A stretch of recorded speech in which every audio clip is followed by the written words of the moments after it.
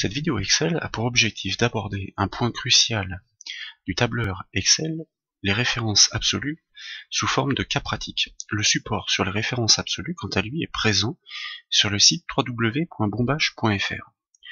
Ici, pour l'exemple, il s'agit d'un tableau des vendeurs qui ont réalisé des ventes, et sur ces ventes, on leur octroie des commissions en fonction d'un certain pourcentage de commission qui est prédéfini. Habituellement, dans Excel, lorsque vous réalisez un calcul, vous pouvez ensuite tirer la poignée, par exemple, pour reproduire ce calcul, et la logique du calcul est répercutée sur l'ensemble des cellules du tableau. Mais dans certains cas particuliers, ça ne fonctionne pas, et c'est là qu'interviennent les fameuses références absolues. Le calcul consiste donc à multiplier la vente du vendeur par le pourcentage de commission, donc on se place dans la cellule où doit apparaître le résultat. On initialise le calcul avec la touche égale, on sélectionne la première cellule du calcul, la cellule C4, que l'on multiplie par la cellule du pourcentage de commission, c'est-à-dire la cellule F2. On valide par entrée par exemple. Si à ce stade on veut reproduire la logique de calcul, qui malheureusement va répercuter aussi la mise en forme, eh bien il suffit, comme vous le constatez, de tirer la poignée du calcul sur l'ensemble du tableau. Alors effectivement, la mise en forme a été dégradée ici sur la bordure, ce n'est pas l'objectif de cette vidéo. On peut pallier le problème avec, ici, la petite balise active pour lui demander de ne recopier que les valeurs par exemple, et ainsi de garder la mise en forme. Vous constatez donc que la logique de calcul, cette fois-ci, n'a pas été répercutée comme nous avons l'habitude de le voir dans Excel. Pourquoi ? Quand nous tirons la poignée, tout simplement, nous déplaçons les références du calcul vers le bas. En l'occurrence, ici, en cellule D4, nous avons multiplié C4 par F2. Comme nous déplaçons une cellule plus bas, eh bien, Excel va faire pareil en ce qui concerne les références des cellules. Une cellule plus bas, donc il va multiplier C5, c'est parfait, c'est ce que nous voulons, mais du coup, plus par F2, mais par F3, la cellule du dessous, qui est vide.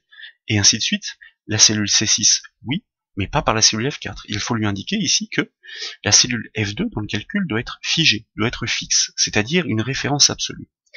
Donc, nous reprenons le calcul, et pour lui indiquer, en fait, c'est très simple dans Excel, dans ce contexte particulier.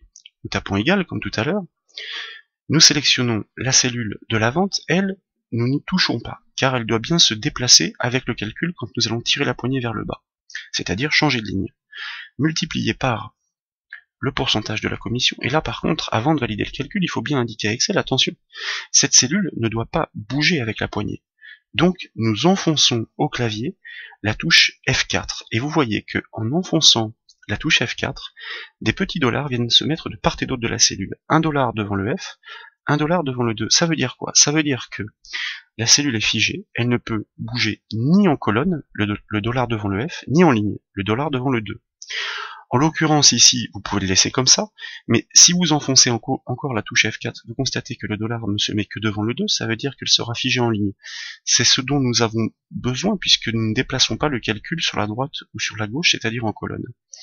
Si vous enfoncez de nouveau la touche F4, le dollar se met seulement devant la lettre F.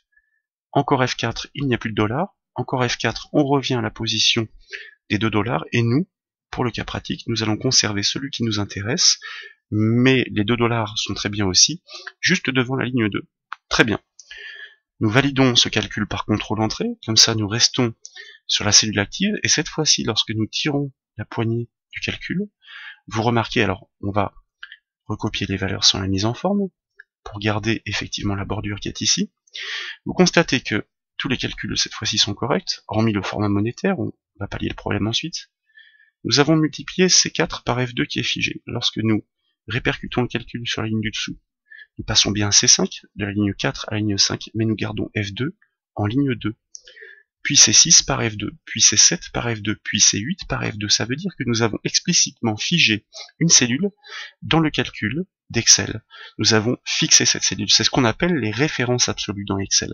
Voilà ce point très important qui correspond à des contextes particuliers qu'il faut savoir maîtriser lorsqu'effectivement, dans le calcul, on fait référence à une cellule isolée. Pour pallier le problème de formatage qui est ici, le plus simple est encore, et c'est une petite astuce Excel, d'ailleurs, il y a un support sur les astuces Excel sur le site bombache.fr, vous sélectionnez l'ensemble des valeurs numériques à formater en monétaire, et au clavier vous faites CTRL M pour monétaire, et vous constatez que tous vos nombres sont formatés en un clin d'œil au format monétaire euro, qui est le format monétaire par défaut. Voilà pour ce petit exercice sur les références absolues.